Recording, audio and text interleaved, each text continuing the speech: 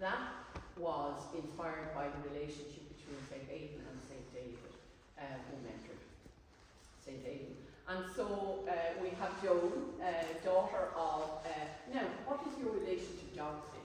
Dorothy Moran. Okay, excellent. Ted's sister. Ted's your father's sister, so, and the solo house is mentioned. Now some of the stories might be short. We have Christopher, who just generously accepted our invitation to come and read, because Christopher has a lot of knowledge, but an interest also in the whole topic, and lives in Fern. But thanks to all who came. So absolutely. So Catherine, I'm Catherine, Chair of the Ferns Heritage Project. We have Hazel, Percival, Dolores, Deirdre, Todd, Helen, David, and welcome to you all.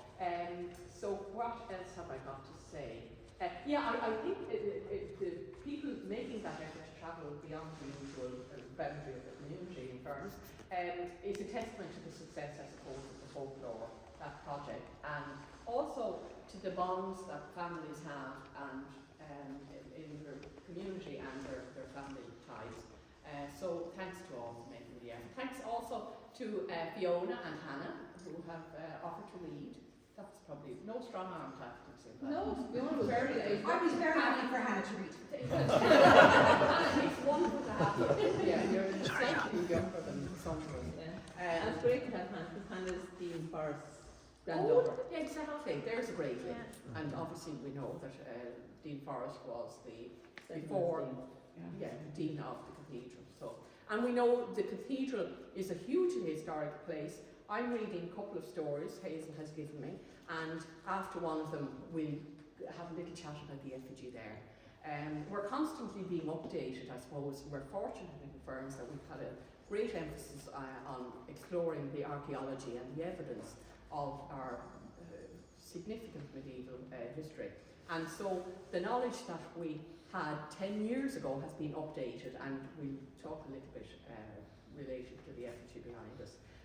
So before I hand over to Hazel, just a little overall about St. Aidan. He was born in Cavan, on an island on Templeport Lake. The first miracle that we might mention was that his parents, he was born of noble stock, as one of the lies of Madoc says. By the way, I should say that Aidan, there were a number of derivatives. Aidan comes from the Irish Mogue, and that's my little Aidan. And then he was known as Madoc, and there were a number of others, Mogue, and I suppose the names in the churches, the schools, St. Aidan's, spelled name Wayogue, St. Eden's. The name is not, Mogue is not as common as it was, say, 40 years ago, but I'm not sure. Are we aware of Mogues at the moment? Not really. No. You nod, John. Good. Okay, at least one. Yeah. So it's still, it's nice to see that connection through the ages. No. But Sorry to see them. So anyway, he was born on the island, and it said that his parents were childless, but they prayed a lot for a child. And one night, his mother had a vision that a star fell from the sky into her mouth. The next morning, she mentioned it to her husband, and her husband said, "I had the same vision." And it turns out that that was the night St. Aidan was conceived. Now, I would encourage everybody, if you're aware of another story, because all these miracles, aside from the stories, they have all sorts of tweaks and folklore, again, local folklore, maybe puts emphasis on different elements or aspects of the miracles. But that was that. He, another miracle associated with him, he was born on an island, there was no boat, the mainland, and he needed to be christened, and they put him on a flat stone and floated him over, and he was baptized. All of these are very visual kind of stories, and they are very memorable. At that time, we know, in the 6th century, the oral tradition was the only way that you spread word and story or history. He went, he became a monk, studied to be a monk in Ireland, but at one stage he went to study under St. David, and he, who was a renowned mentor of his age. It was common enough for Irish monks to travel to St. David. It was a small sea, so a very safe way of travelling. Sometimes more so than the roads, because you could be jumped on by thieves. But anyway, on his return to Ireland, it said that he landed at, history tells us, one of the stories tells us different, but the historians say that Glascarrig was the port of Ferns. As the crow flies, it's not a huge distance. And so he landed, and on landing, the then King Brandolph was a king of Leinster at the time, and he had a vision that he was about to be gobbled up by a monster, with an open-mouthed monster actually, at the gates of hell. And so he saw a vision of St. Aidan, and he, with the staff, and when the monster saw the saint and the staff, he disappeared, but he returned, and on his return, St. Aidan hit him with the staff, and he disappeared for good. And Brandolph was so grateful that he granted Aidan lands in Ferns to build his monastery. Now, again, in the stories, in the folklore, you'll hear different emphasis, let's say, on why why St. Aidan built a monastery here. So I think that's basically it. I'll talk more in a while when relating to one of the stories about the effigy. So I'll hand over to Hazel. Okay, and is the idea that we go down to Moles well at some stage? We could do if people would like to go when we finish. Yeah. All right, so we're going to do it all here. And I think we will, in a sense, we'll determine the weather when we go out. Okay. I need to go and miss the staff at the holiday, and I'll tell you more about that. Okay. Okay, so this is my first time to do anything here for Ferns Heritage, so I'm delighted to be asked to do so. And let me say from the outset, it's a learning experience as I'm going along. Yeah, so as Catherine said, we're here in 2026 at the end of a long run in Ferns here that goes right back to 598, when St. Aidan established his monastery here. So that's the reason we're here today. But when we were looking at what we can do, what can we bring to people and ask people to engage in, we thought maybe we'd look at the stories that were collected by the Folklore Commission. And if you don't know about that, the Folklore Commission was set up in 1935. It was in the brand new state. The new state only kind of put itself together in 1924, 25, 26. And so by within 10 years, we had a Folklore Commission that was out there collecting the evidence of the oral tradition. So whether it was the spoken word or music, anything that kind of gave us representation of what Irish life was all about, or life in Ireland was all about, was collected in both in print and in sound at that stage. So they were really forward thinking. And as part of that, they decided that they would collect stories from schools, and they worked with the Department of Education and teachers, and they set out this massive big project in 1937 to 1939 where they asked all schools in the 26 counties to take part, and they collected 750,000 stories in 18,000 copybooks. So quite a lot. I didn't actually count the number of schools in County Wexford that took part. But for the purpose of today, I looked at the schools around Ferns. So we have 3 schools in Ferns at the time, St. Aidan's and Ferns B and Ferns C. Now St. Aidan's is what is now known as St. Eden's and the Church of Ireland school. And then Ferns B is the boys' school and Ferns C is the girls' school. For some of you remember the boys and the girls' schools, do you? Yeah. And then we have Clologue and Tombrack as well. And there's some really interesting stories within that, and I think that's one of the beauties of the verbal, the collecting verbal stories, is that in written histories you get the formal history, but when you collect stories, you get the views of the person that are giving it, and maybe any idiosyncrasies, what's the word? Idiosyncrasies. that they have, and they have the space to put in opinion. So, and that's something that history, when I was studying history back in the 1980s, that was something we didn't do. You know, it was the formal written word, and everything had to be verified 2 or 3 times. But now there's a really big emphasis on to get a rounded picture of what was really going on. You know, that you have to look at who were the people on the ground, what were they saying, and what were the traditions that were being passed down from father to son and from grandparents to their grandchildren on the stories. And in fact, you'll see that these stories have come down generations, right, massively, all the way back to 598. And it's now that we're trying to say, well, what's history and what's folklore? And I thought, you know, it gives us a bit of fun, but it also gives us you know, a line directly back. So the people, we have the names of the families that were involved, and just listen to them because they're, you'll recognise them all. So back in 1935, we have stories that were either collected by or written down by from the family name of Bulger, Breen, Gray, Kendrick, Keogh, Kelly, Killeen, Kinsella, Lawler, Lacey, Murphy, O'Brien, O'Toole, Maguire, Moran, Moynihan, Nolan, Redmond and Ryan. So they're all still in Ferns, aren't they? Mm-hmm.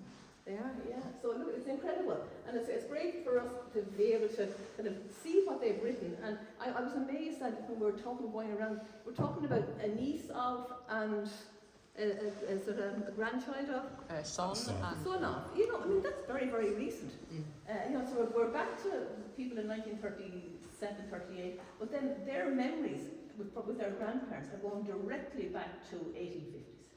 So yeah, that's the direct line, and then the rest then we kind of have to say, is it true or whatever it is. Right. So look, let's move on because we're here to do a piece of work and to see what people have remembered and see how we can add to it, and maybe just to, you know, zone in with them. So we've the stories that we have. So let's go to the beginning. I need to change my one script to the other. Sorry.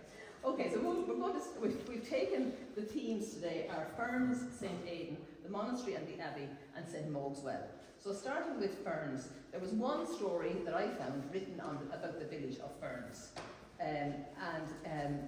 Hannah James here, who is the granddaughter of Dean Forrest, and you'll see here we have the list of the bishops and deans going back to St. Aidan and to when the episcopal structures were set up in 1300s with the dean. So Hannah, do you want to tell us what was written down from St. Aidan's School in Ferns, now St. Aidan's, in 1938 about Ferns? Ferna was known as the town of the alders. Many alder trees grew around this district in ancient times, not so many nowadays. In fact, not any more than in any other country district. The town is supposed to be built on a very old site, more ancient than the See of Canterbury, about the 16th century. Ferns was the ancient capital of Leinster long ago, and Dermot McMurrough lived there. No hidden treasure is hidden in Ferns, but many old relics of broken crosses and an effigy of our patron saint, St. Aidan, is placed inside the cathedral door.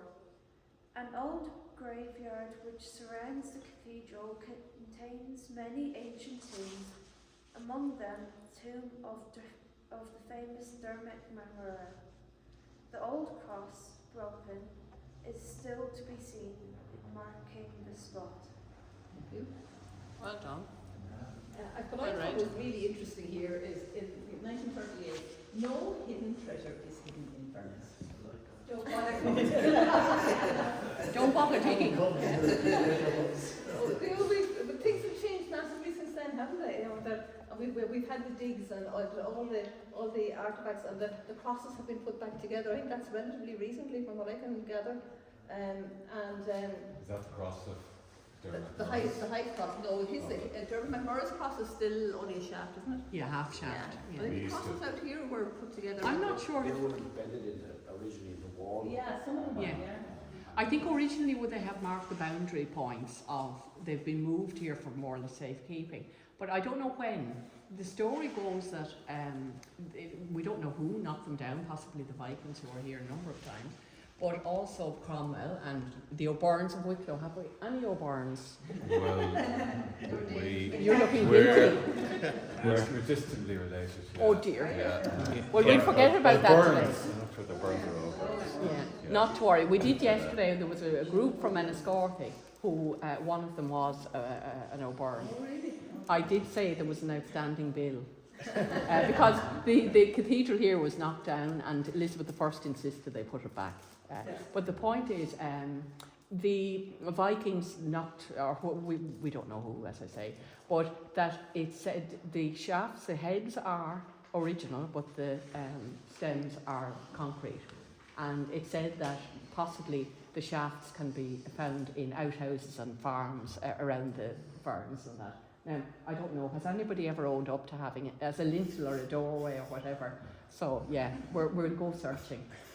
So that's interesting. But I don't know when those were put in, the concrete piece. After 1916, because there's photographs of them in Moore's book, so they were definitely 1916 during the wall, but I don't know when Okay. they were whipped out. The heads? The heads, yeah. Okay, right, interesting. So that's good, yeah. Yeah, and Dean McFall has been mentioned in his little white book as well. And I'm not sure that they were actually together at that stage. You can find more about them in that as well. Yeah. I found that, it took me a long time to find that. That's a great. Yeah. Okay, so and then the effigy. The effigy is here, Oh, yeah. and again that's a bit controversial. And there's that plaque up there. Catherine will come to it in a second. But that I think that was used definitely by some of the kids when they were putting stories together, because you can see the words they're taking verbatim from it. Okay, so we move on to St. Aidan now, and Catherine, will you take St. Aidan? Thank you.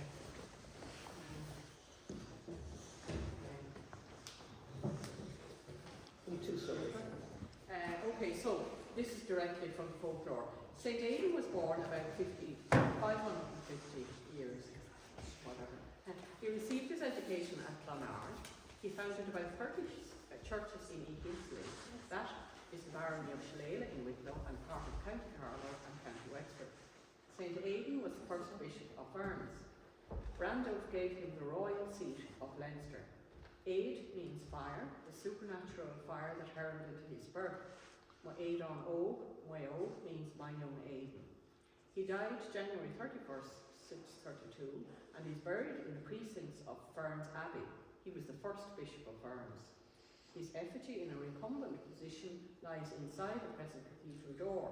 The old legend is that those who kiss him will never have a toothache. Crowds still come to see this effigy and take away parts of it. In fact, his nose is quite worn away from the constant kissing. Now, that's the end of that. But the interesting thing is that about 15 years ago we used to say that locals believed, or local tradition, let's say, holds that this was St. Aidan, and probably prompted by the plaque there that says that he's buried. You know, it seemed obvious. But in more recent years, maybe around 10 years ago, we were told no, it's unlikely it was St. Aidan because he's wearing a mitre and his garb was not of St. Aidan's time. But in more recent years, and this is the continuity of research and by historians and archaeologists and that, Chris Corlett, who's an archaeologist with the National Monument Service, has took let's say a more detailed look at it in recent months. So last year he has come to believe that it is actually possibly St. Aidan. I've neglected to say that about 10 years ago we were told actually it's Bishop John St. John, the first Anglo-Norman bishop, because of his garb. It was more of the 13th century period. So Chris Corlett says that this is a 13th century effigy, and that actually he's thinking again it might actually be St. Aidan, that the mitre and the garb relates to, it was made of a time when these were the symbols of bishops, you know, and that it was more of a symbol, you know, which are great ways of making connections and that. So, but the reason he thinks, if you look closely at it, what he calls a Florian volute, which I have to look it up. A volute is an architectural term, and the flourish is a flower. There's this piece here at the top, by the bishop's mitre, and at the top arch, is broken.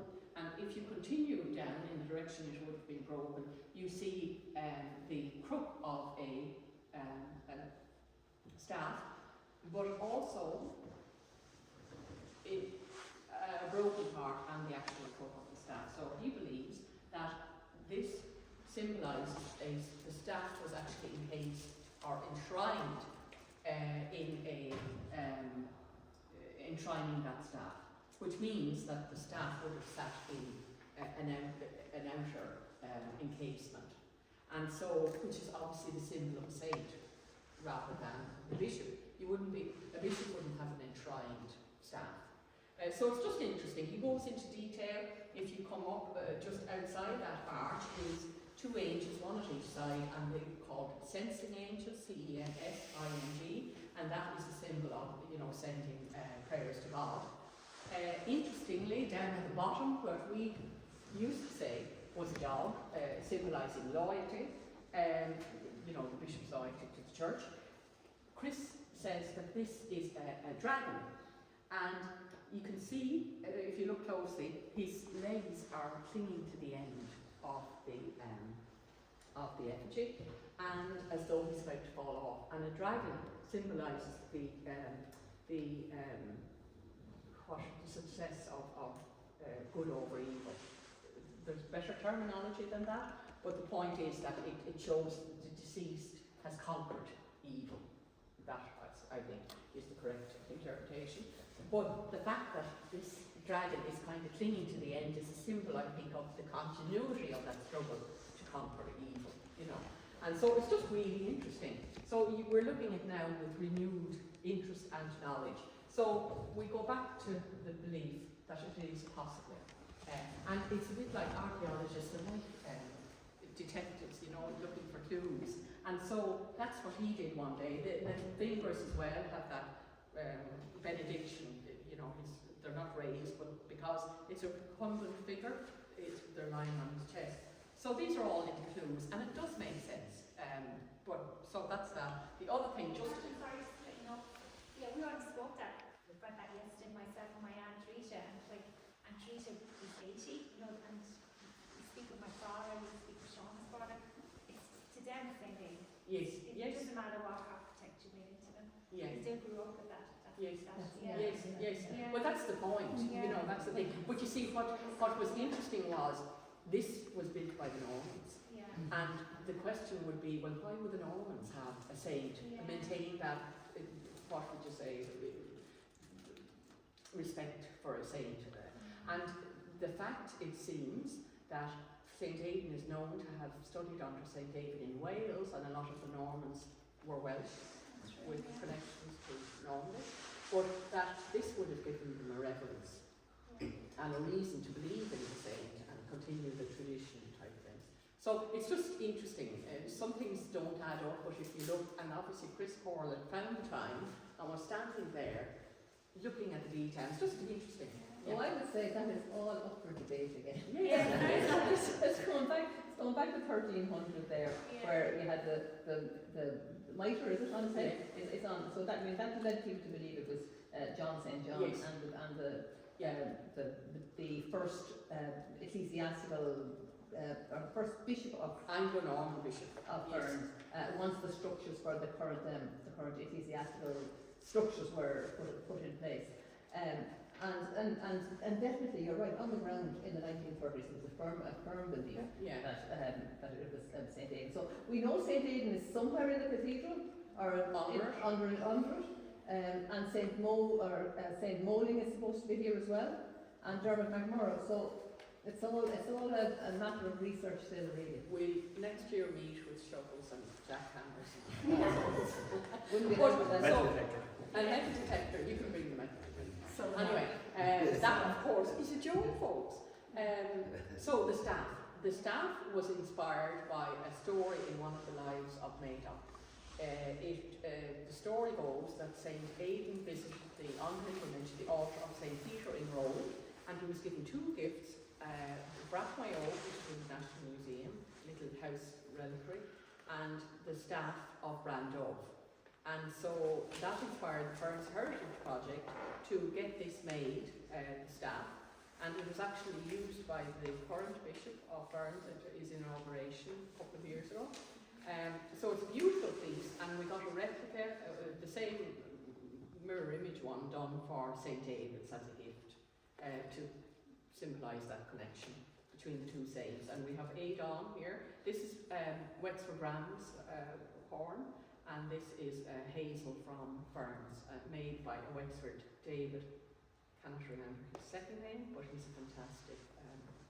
He makes these walking sticks and all sorts. But anyway, it's just beautiful. So now, handing back to Hazel. Could I just make one comment about the story there that you have about the kissing? Yes. I love that bit. Oh, yes. So many of the other stories you hear about, Cromwell's soldiers or somebody knocking the nose off in rage. Whereas that story nicely, Isn't it? Yeah.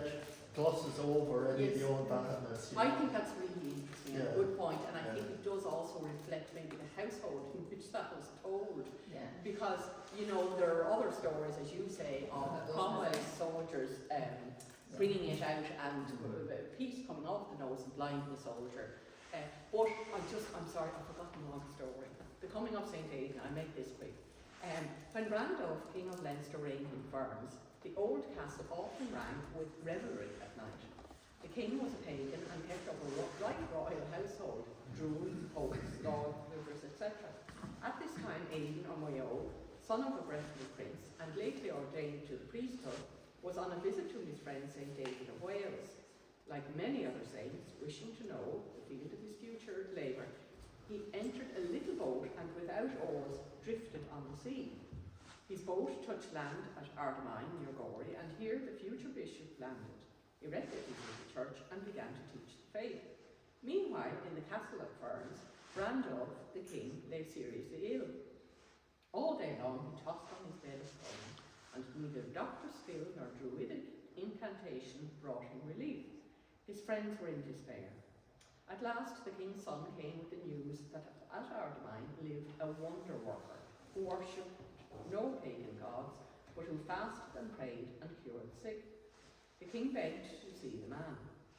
The druids tried to dissuade him from seeking the aid of a stranger, but the king insisted, and so Aidan came in his sombre robe and barefooted to where the king lay. He prayed, and Randolph rose from his bed with renewed strength and vigour. As a mark of his gratitude, he endowed St. Aidan with the lands on which the ruins stand now at the northeast end of the village. He seems to have given him lands as far south as Woolabole, as the origin of his name is given as Woola Weo.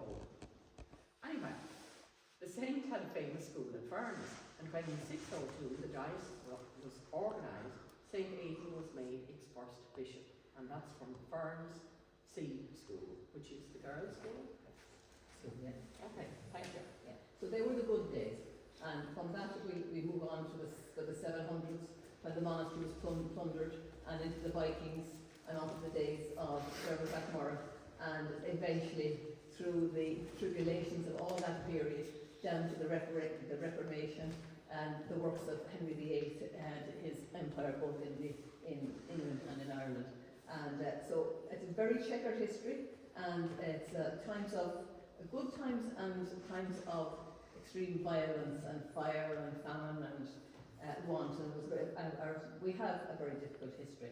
So thank you, Nick, for bringing up the story about the reference to the kissing there. And it actually was we were here yesterday, and people said, if you look at that nose, that's not the result of kissing. Let's go to move on quickly to Ferns C School, the girls' school. So St. Aidan was the founder and the first bishop of Ferns. He lived and died here. There's a church under St. Aidan's patronage in use still, but it was taken over by the Protestants and is now a Protestant church. Hence the reason I'm written. It is said that the Protestants were trying to get the statue of St. Aidan out of the church. They got his statue as far as the door and left it there until the next morning. They went again and he was back in the same place. The minister had a hammer in his hand and he struck the statue and a piece broke off its nose. The piece struck the minister in the eye and blinded him, and all that was born into that family were blind. St. Aidan's monastery is still to be seen in Ferns. St. Aidan worked many miracles such as curing people. There's a holy well dedicated to St. Aidan in Ferns. There are many people called that in St. Aidan in Ferns. And now listen to the last sentence. The feast of St. Aidan is observed on the 31st of January. But about 16 years ago, it was a holy day, and not a stroke of work was ever done on that day. And there's a second story that we have from Tom Brack. I'm not going to read it, but it's the same sensibility of the chip off the nose. And the chip struck one of the men in the eye, and he became stone blind for life. This happened in the year 1560. I wonder why the same statue can be seen in the Protestant Church of Ferns to this day. So, St. Aidan. So we move on from St. Aidan and we go look at his how he built his monastery and the impact on the landscape here in Ferns. From the time that he arrived in 598. So we're going to start with two stories on how he built and found skilled workmen, and Nick is going to read those, and followed by three short accounts then on more recent times. Very good. Thanks, Hazel. So one of the things I like about our Irish saints, like St. Aidan, is that they were very human. And, they could lose their temper and get mad on occasions and do not so nice things, but they could still lead exemplary lives in the service of others, and I kind of like that. So this is a story about St. Aidan which demonstrates some of that. A story is told about the building of the church in Ferns. St. Aidan began to build the church about nightfall. He laboured all night, and towards morning he had the church built except for the top wall. A white horse was coming over from Slieve with a load of stones to finish the work. When the saint came out of the church, he met a red-haired woman. She looked at the building and then at the saint. "Musha Mogul," said she, "is that all you've done for your night?" The saint was so angry at her for belittling his work that he threw down his tools and never finished the church. The white horse dropped the stones on Slieve, and they're there to this day. And this was a story told by Miss Mary Gray from Clologue, and it was heard from Miss Mary Lacey, who's now dead, from Clologue School. I thought that was interesting nowadays, so like it was a memory rather than it was gone to collect the time. Yes. And So- you say it shows that human side, that Yes. he's not angry at somebody believing him. And the red-haired woman could make him mad. Nothing worse. I'm sure it's I've any idea what the white stones are up on top of Slieve. Check them out. So here's another story about on Gobourn Say. When St. Aidan was building his church, he lacked workmen. He employed a labourer one day, blessed his hands, and immediately the man became a skilled architect and later a famous builder. He was known as the Gobourn Sayer and built marvellous castles, monasteries and round towers throughout the country. And that's from the boys, no, it's the girls' schools, the Ferns C, 1938-39. But there's one thing that came to mind when you gave me that story, Hazel. I don't know whether you remember from your school days that old proverb, Jereen Burt Boher. Did you ever come across that one? Too short in the road. Yeah. Is that Yeah. the old woman of the road, is it? Hmm? The old woman of the road? Well, it was more about two shortened the road, your own Bert Boher, and the idea was, well, it was to go on Sarah with his son while walking the roads, and he told his son to shorten the road, and the son didn't know what he wanted, and Gobon Sarah headed back home, and the son said to the mother, I don't know what's got into your husband, you know, but my young lad, but he wouldn't go on the road. She said, well, sure, what you do is, the next time we ask for that, tell him a story, or do a jig or something, so they go off on the road again. And halfway along, and the Gobon Sarah says, shorten the road. So he tells him a story. And like we all know, when you're on a long walk, there's nothing like having company and you know. So. Lovely. In your first story there, Nick, you said that he built the church in one night. Yes. Yeah. Actually, you should have invited Minister James Brown. He might have heard something. Yeah, that's a good idea. And Nick, when I met you a couple of weeks ago, if you literally translate on Gobon Sarah, Yes, well, we came up as the Freemason. That's Yeah. what I thought it was, but Yeah. I'm not sure that it's like Sarah is free. yeah. Yeah. So like in terms of skilled workmen and the guilds and whatever, so Yeah. it's kind of fits as well. Yeah. Okay, let's keep moving, and we've another story on Burns Abbey from Joan. The abbey was founded in St. Aidan's time and has a remarkable tower. Its total height is 75 feet. The story told about the abbey is, a girl once climbed to the top and on the outside she tripped and fell down. Her head hit the ground, and there was a circular patch about the size of a person's head where the grass never grew since. Not far from the abbey is a fretwork cross pattern and is supposed to mark the grave of the famous Dermot MacMurrough. This is from Ferns, St. Aidan's, 1938 to 1939. So then a similar story is told from Clonlough School, written by an aunt of mine, Dorothy Kelly.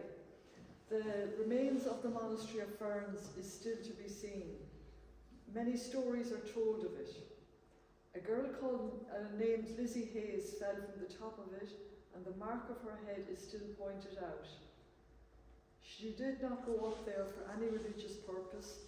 She went up to look around the country. Wonderful, isn't it? Yeah.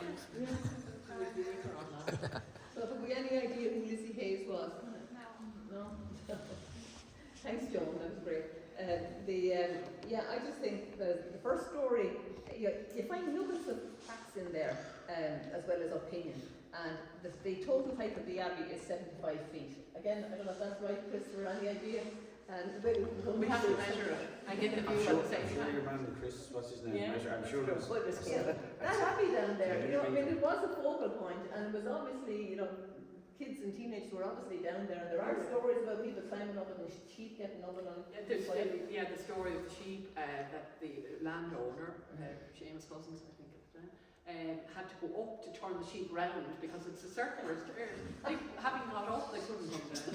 But anyway, Sheep were always and it was people from the village who said, you may go, there are sheep up the tower. So when I was also, the first time I read it, I said, where is that patch of ground? Catherine says there's always empty or brown patches of ground you'll find one somewhere, so you can't say. And there actually is no evidence. Yeah. Or has anybody now? Maybe somebody has. When we were children, we used to go. Yeah. Yes. Yeah. Back in the days. Yeah. We played on it. We always played on it. Go and have a look and see what was going on. Yeah. But For the view trees. yeah, well, we were running up Well, and right, out. yes. Say cowboys and Indians on it and all sorts. Yeah. But for no religious purpose, as they say. Trees to be buried now. Have trees said a prayer to when you got out of the house. Not them. No, it would have been told to us to keep us from See, going that's it. out over the top, because Yeah. it wasn't, the security wasn't great, Yeah. But we used to fly up and down it. Did you? No, Yeah. I've never seen sheep in it, never. Yeah. So I'm not too sure. I'd have to ask cousins, is that true? Yeah. Yeah, no, I think it was Pat that Yeah. told me. Yeah. And Joan, we were kind of wondering, what is treason? Trees, yes. Yes. Said that, you know, is this something that parents would have said to children to stop them going up there? Well, I think somebody did fall off the castle. Did And they? somebody fell off the top of the castle as well. That's right. Okay, yeah. And there's a story that I think in the castle that there was somebody, a girl who didn't go to mass but went up to the castle and fell. When they were up there watching the what do you call it, procession. Yes. They When- came out from Enniscorthy to watch the procession. Okay, I'm not sure about that story being Yeah. that, but possibly. But that was in the the point 60s, was and that the late 50s, I'd say 60s. yeah, that would have been used to put the scare, you know, on the kids, not to be going up. And also that the reason she did fall and I think she did die was because she was avoiding going to mass. So it would be, but all of these, there was a reason generally behind the stories. And I was going to try to use that one already. Didn't work. Yeah. We never went up the castle without Jim Jenkins. Yeah. You know, Being there. he Yeah, had but you were a good girl. No, he didn't have to be. Yeah. Oh, yeah. Yeah, so he knew what was going on there. We got into the class at 11 weekly. Yeah. Okay. Well, you're now already saying that, John. And we're finishing the hockey match in the store thing. Yeah, very no soon. problem. Thanks, Well done. thanks, Fiona. Thanks. Thank you for inviting us. Christopher, it's over to you now, and we're still with the Abbey, and some more valuable things were came to a funny end, straight in. Yeah, so, Somebody's talking. that's said Eden. And now, well, and it's your turn, Christopher. Hidden treasure. There's supposed to be a draw well around the abbey. When the abbey was attacked, the monks dropped the chalice and other holy vessels into the well, and the remains of the well is still to be seen. So it's from Ferns Girls' School in 1938, collected by Mary Nolan. Now, just reading that, I wonder did they mean, were they referring to the well across the actual St. Aidan's well, a draw well around the abbey, yeah. And so where is the well and where's the chalice and the other bits and pieces? Just just something I was reading that it doesn't mention it, but the Viking raids here happened in the 10th, 11th century, and the Vikings apparently came up the band and their vessels that would come up the river. The river might be like it is at the moment. Yeah. So lots of they weren't going to hit anything, and sacked the abbey, which was an Augustinian abbey, but not the Augustinian abbey that is here now. So it's an earlier manifestation, but I think it was Augustinian as well, which is one of the oldest orders. So that's well before MacMurrough was around. It's what it would be. I thought MacMurrough brought the Augustinians in. I don't know, apparently no, it was, this is going on your friends, archaeological, so that they were quite happy that there was an abbey here before. What, not the monastery? No, There's not, several phases. but an abbey, some kind of a religious foundation here Oh, yeah. prior to the one that's in the field. Mm. And that there had been a tradition of that before MacMurrough founded that one. Yes. So that was. Well, and the interesting thing is, it said through the archaeology digs and that they did find on the boundary walls. Yeah. In one of the most recent digs, they did find a cutting of a possible 6th, 7th century ditch, which would be the earlier monastery of St. Aidan. Yeah. And a possible cloister. It was really extensive, but multi-phased. It took maybe a century or so. But that the MacMurrough used the stone from that original abbey, which those archaeologists say was the monastery was in good enough condition, but MacMurrough reused the stone and put up his abbey as a way of saying, this is the new way, it's my way. Yeah. You know, Yeah. which is really interesting. It is, A and show of power. Yeah. that it would have been recycled, and also that there was some kind of a very big embankment around the village, which you can see on the, but the abbey seems to be built on that embankment. which is kind of interesting. So they actually demolished an earlier Yes, structure exactly. to build it. Which was in good enough order, say. Yeah, So yeah. there's still a lot to be figured out. Yeah. And Yeah. we're only asking questions. Here we are at 26 and we're asking questions because we've lost so much evidence and either written down or verbally since And archaeologists could have a different manifestation in each one. Different, Yeah, but And at the all same equally time, valid. those underground boundary walls are so visible, Yeah. and that little cutting, that little smaller wall, you can see the evidence. So, like, the archaeology, I suppose, is about those clues and reading the clues, and we're fortunate to have had that focus because we are definitely learning more. Yeah. But unfortunately, that period of archaeological excavation is finished for now. there's a lot to be done in the various Still parts great. of It's a yeah. great thing. Yeah. You know that the Augustine the Friar is the mother house of Trinity, Dublin. Oh, Yeah. So it was a house, a daughter house originally of an Augustinian friar, and they kind of fell into disrepair. Henry VIII had it kind of renovated and founded, of course, Elizabeth founded the university. So, yeah. Interesting. And how long did it last for? Was it, were the O'Byrnes responsible for settling that as well? The Abbey, or no, I don't know about that. Oh, well, I think the Abbey probably would have suffered, even in McMurrough. Remember, he burned He burned before first, the yeah. Argent, and then there was And obviously then didn't, many. thrown around, then didn't Robert the Bruce come down and Did he get this far? job on him? Yeah. Did he get this far? Yeah, oh yeah, he done a lot of destruction around here, apparently. When you think of it, like Ferns was one of the most important ecclesiastical and political sites in the southeast in the medieval period. So it would have been a beacon of, you know, the thought of all the pillaging that could have been done. They would have been rewarded. That Not gold just by chalice. writings. That gold chalice, wherever that is. Yeah. We keep an eye on it. Definitely get that metal detector.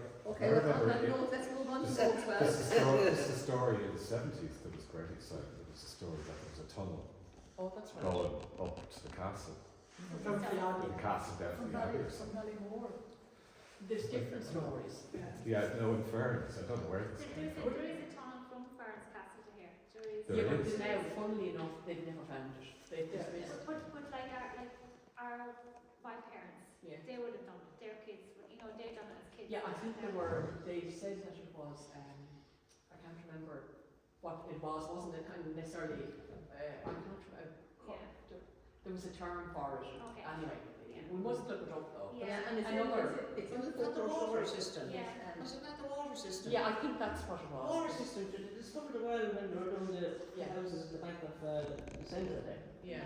So now I know it's definitely down in Burnley's is part of a well, and in Reinhardt's yard, Yeah, there's part of a like well. all these stories So- come from somewhere. I think there was when there was only the houses in Park Mirror, there was Yeah, it's part of the stuff.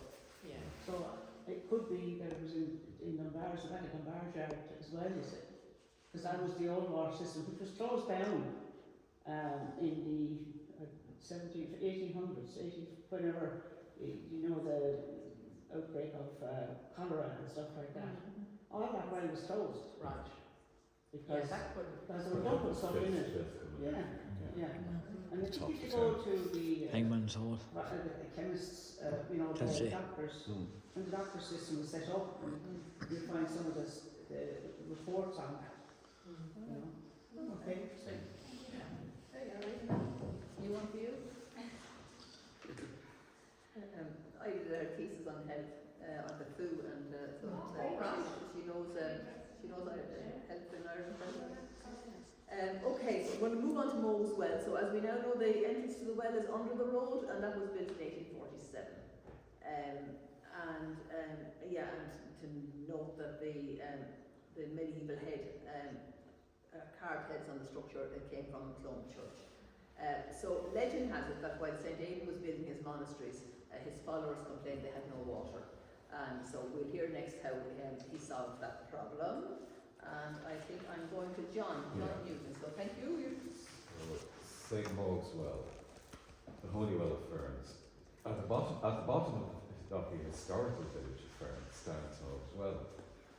One day, while some men were working at the abbey, they became thirsty, and as no water was available, St. Mogue struck the ground, and immediately this well sprung up, and ever since it is called Mogue's Well.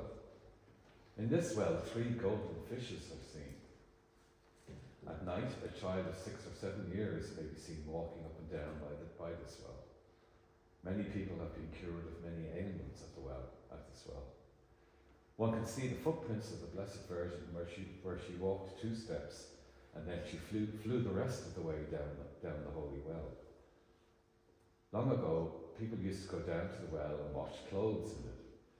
They used to wash their clothes with their feet. One day, a woman went down to wash clothes. She put the clothes in the water, but while she was washing them, her feet stuck to them, and the people had to go and beg St. David to relieve her. St. David did it, but no one ever washed in it again. One day, a man went to the well for water, and he brought the water home and put it in the kettle, but the water would not boil, and he had to bring back the water. The water would not boil because 3 golden fishes were in it. And the collectors, Kitty Killeen, in 1938, and the informant is Henry Keogh, her grandfather, aged 66, also from Ferns. And Kitty was your mother. Yeah, Yeah. and I remember when we were children, if you had warts, you had to go down for 9 days, go down to the well 3 times a day. Oh, 3 times. What, 3 times? Oh yeah.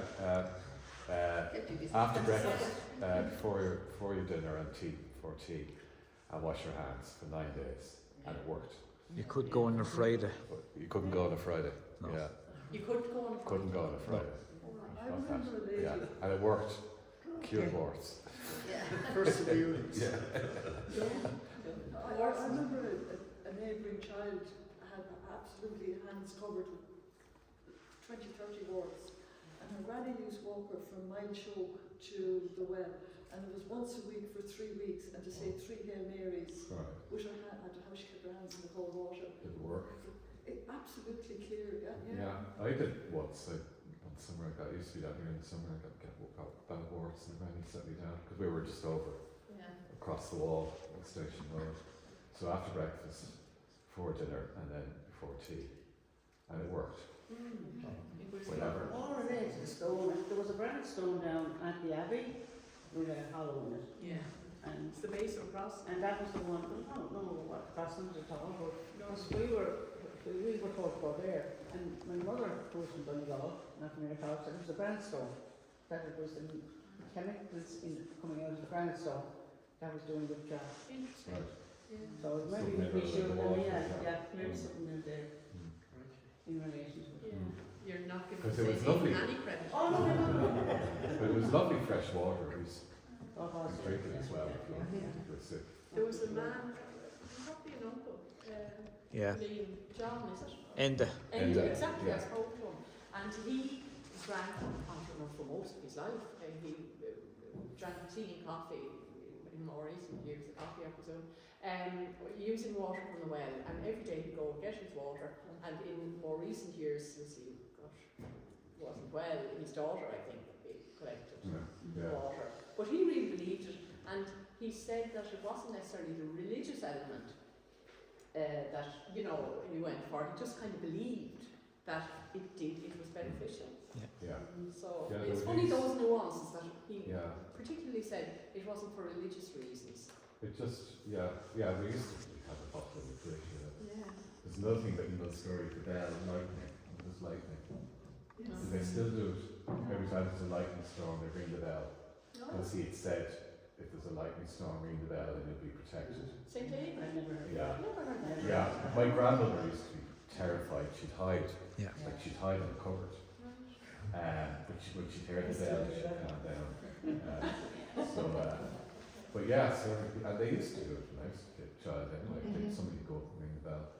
Oh, which man? It's a church bell. The new one or the old church? Well, now it's the new one. It wasn't the old church. Once they moved, they started ringing that bell. I don't know. Oh, that is I don't know. That is It's from on- the old church. The bell is from Yeah, bell is from the old church. Yeah. Yeah. I would be blessed by a Don't do bishop. that. Don't do that. No, but they did when we were kids. Yeah. Interesting. Okay, we come back to cures and fishes. We finish off with cures and fishes, but first, John Bolger has a story about the well itself that came from St. David's School. What do you think now? Holy Well of St. Mo. There was only one holy well in the parish called St. Mo's Well, after the patron saint, St. Aidan, pet name Mo. One of the schools is after him, and is one of the churches. It is situated in the townland of Ferns in Bulger's Field. It is formed by an underground spring. The stones that built it came from the ruins of Clone Church. People visit it and take away bottles of water. If people bathe themselves in the water, it is said to cure any diseases. Tradition said there is a fish in it, and that the water will not boil. There are many relics left behind by those that visit it, old coins, beads, etc. It is usually visited on St. Aidan's Day, 31st of January, or on Procession Sunday in the parish. There were steps leading down to it, but those were taken away and the place modernised by the late Mrs. John Bolger Ferns. It is a monument to one who drank deeply of the Well of Salvation. I think the author is unknown, and that came from St. Eden's School, 1938 to 39. Yes, yes. So same story as, about the same themes as yours there, John. Yeah. The Mrs. John Bolger, I presume, is your grandmother? Great-grandmother. Great-grandmother. Great-grandmother, yeah. Yeah, and do you know anything about was there any story within the family around that remodelling of that at all? No, that was news to me. Yeah. Unfortunately, I can't ask her about it. Yeah, and that last set anyway. No, that's it. You know what talking about And that's what we talked to her about. So you'll see from that school, no names are printed in what's available online. This whole archive is online. Ducas.ie for anybody who hasn't seen it before. And you can get the transcription and you can also get the handwritten page from the copybook. But I think the school teachers did a lot of the writing in the copybooks. And we don't get children's hands. And this last sentence, I mean, it's kind of out of keeping with everything that's there before. It is a monument to one who drank deeply of the Well of Salvation. So, reference to Mrs. Bolger, maybe, and you know that and her generosity to the parish, and that's written up in the margin. So we have the story, and then in the margin is this. Like the teacher added it in or something? Yeah, well, yeah. It's definitely not associated with the child. The terminology is Yeah. And because we don't have an author, we asked John would he come and read these, because Bolgers are a crucial part of the story. Okay. Okay, and then Helen, you're next. That's okay. Yeah. Yeah. Thanks. The Holy Well at Ferns. To the east of Ferns there is a blessed well dedicated to the memory of our patron saint. It is known locally as Mo's Well. Many people have been cured of various ailments by drinking of the water of the well. When a person wishes to be cured, he or she is expected to visit the well on 9 consecutive days and to say 3 Hail Marys on each occasion. It is believed that there are 3 gold fishes in the well. There are footprints to be seen on steps leading to the well. They are believed to have been made by the Blessed Virgin. This is from Ferns Boys School, 1938 to 39. Are there any marks on the steps going down? The well is now protected and you can't go down it. It's closed off because the well is called flooding and the steps are very slippy. So, yeah. But who did I meet who's on the tour yesterday? Somebody from the Scottish grandfather made the gates. And there used to be a plaque, O'Reilly, I think she said the same was. But, yeah. We'll finish the stories with Deirdre and then we can talk about the story of what we've heard. St. Mo's Well. So this was brought by Liam Murphy, Forties Ferns, heard from Mrs. Tim Murphy, Forties Ferns, and from Clolo School. This famous well has many stories told about it. It was blessed by St. Aidan and there is a sacred fish in it. If anyone, by accident or otherwise, took out the sacred trout and attempted to boil it, all the timber in the wood might be burned under the pot, but the water would not be heated until the fish was taken out of it and put back again into the well. Once a woman took the fish out in her bucket. She knew the legend about it, but she said she would cook the fish. She prepared the pot and had the fire lighting. When she stooped down to pick a piece of wood from the ground, her hands became fastened to the floor and she was unable to stir. The priest was sent for and he advised her daughter to restore the fish to the well. No sooner had she done so than her mother was able to remove her hands from the floor. This was a warning to others not to interfere with the fish. That's a building on the fish story. Yes, yeah, and the stuck to the floor and the hands in somebody else's. So we got trout here, which is the addition. Yeah. And then the wood that they kept boiling and boiling and boiling. But, Yeah. they didn't. I don't know what the reference to fish is. We finished with then a kind of a little strange story. Strange story. Women are not getting good press in these two stories. An old story is told of St. Aidan and a young girl who was constantly annoying and begging him to marry her. One day, as he was passing the well, he saw the girl washing clothes. She again followed him and annoyed him as usual. St. Aidan stuck her feet to the ground and refused to release her until she promised faithfully never to annoy him anymore. That's what Burns girls do. But there's another story about this sticking to the ground. So there's, but it goes something like there was a chieftain who had land on the other side of the stream, and his daughter and other women in the community used to bathe and wash clothes in the river. And St. Aidan one day saw them and told them to cease and desist because he didn't want, obviously, his mums to be observing such frivolity.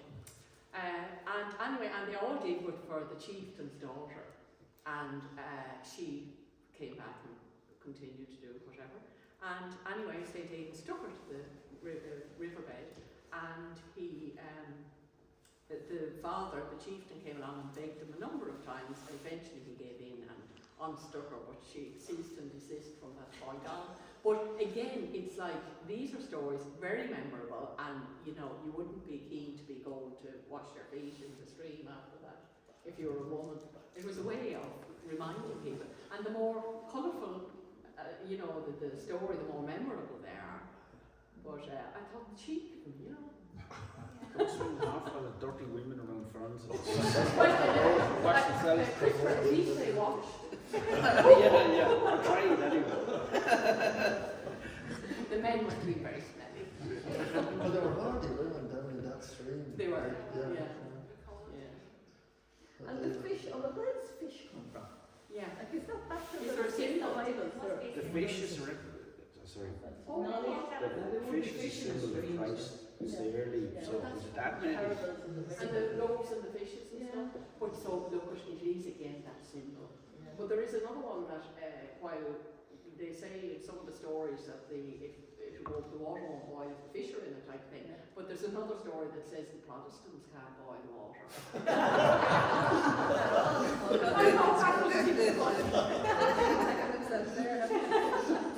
Okay, so thank you for joining us. I'll let Catherine do the final round-up. We have a little bit more to do as well.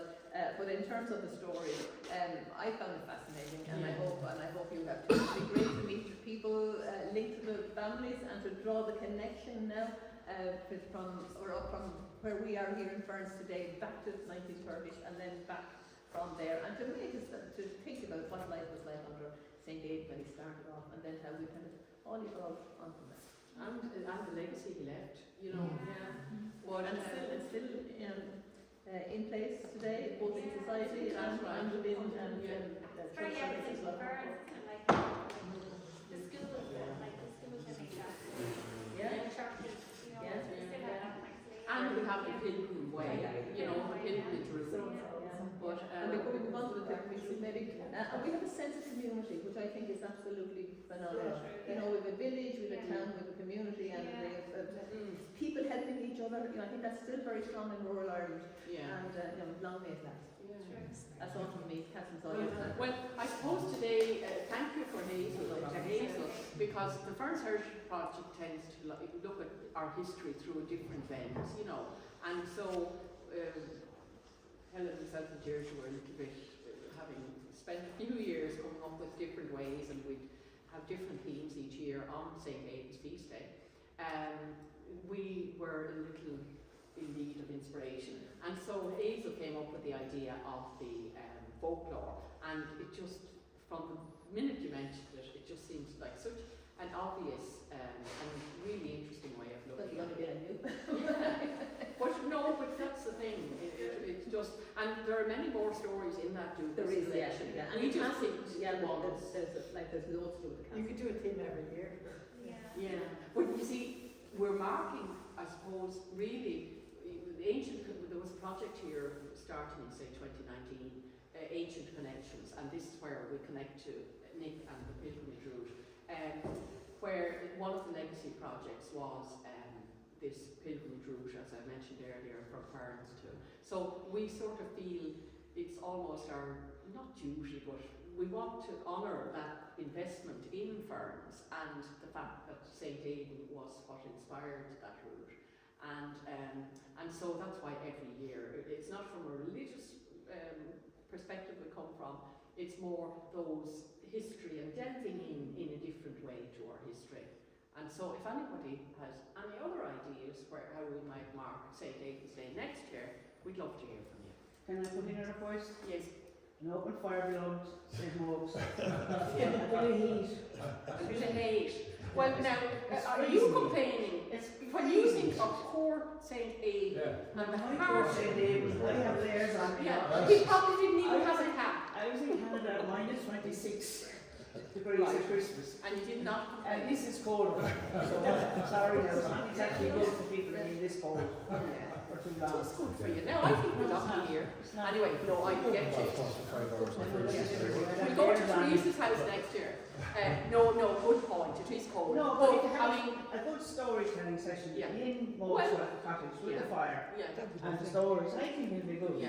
Now it would be lovely, but I do think I'm mad about this cathedral because it has so many elements apart And from then that to introduce effigy. it into it. Yeah, well, you pay for that. I know, still but would need anyway. it, by the way, this time of year. Yeah, we only focused on the effigy today, but there's other medieval elements that we talk about. If anybody would like to guide a tour onto the medieval Ferns experience, Take a photograph and put it up on the screen. Yeah. what? You see, Teresa, one of the things, I'm not making an excuse now, no, but if you see that east window up there, Yeah, I know. that's 13th century. I know. And the pillars are 13th century, and the heavy rain is coming straight through them. I know, yeah. And so, like, it's how do we protect a heritage building Yeah, and keep it, and yet keep it functioning as a regular church as well. You know, so like there's a lot of work to be done. a lot of challenges. A lot of challenges, and I think we need a tenure now. You know, Yeah. as I say, we have a good community here, so. Yeah. Yeah. let's see. But I think next year we might bring black and sads. Yeah. Or just get it all black and Yeah. But I think it's very important, like, Anyway, like, heat, I- please. like what I love about this heritage is that we Cold over I here got now, to this see stage. the cathedral. I wouldn't have got to Too see cold. it to experience the time Catholic, and I firmly believe that it's also us that should help support this cathedral. Like, you know, Oh, yeah. with fundraising, we shouldn't be just a Protestant Yeah. community. But we wouldn't want to be behind the door fundraising either. You need to be up there shouting. Yeah. Yeah. But look, you Well, need a plan. They did it in the 1970s. Yeah. Yeah. The new roof one, I remember. Here. Yeah, and they More than fundraised. anything My was grandmother used to was telling you about, because I knew the dean Yeah. well, so I was always being sent up with cakes and jam for coffee mornings and cake sales and all sorts of stuff. Yeah. So they did it then, do it again. It just, it cost an awful lot more. Now, everything's Well, relative. it's- It cost a lot to do in the 70s as well. It's just that you need a plan in place and, you know, but anyway. So the rain might have done us a favour. Yeah. Look, thank you all very much. Now, if anybody has time, we could go for a cup of coffee to the Thatch and you're welcome to come. I know some of you might have things to do. And again, thank you all the readers, John, Nick behind the camera, Deirdre, Hazel, Helen, Joe, and Christopher. So that's basically it. And thanks to those who came. Ida, who was showing us, Teresa, and well, Nick. Yeah, come up if you have time. Tea or coffee in the Thatch. Always a lovely. There'll be a fire there, Teresa. Do you know what we're doing? Okay, well, thanks for watching.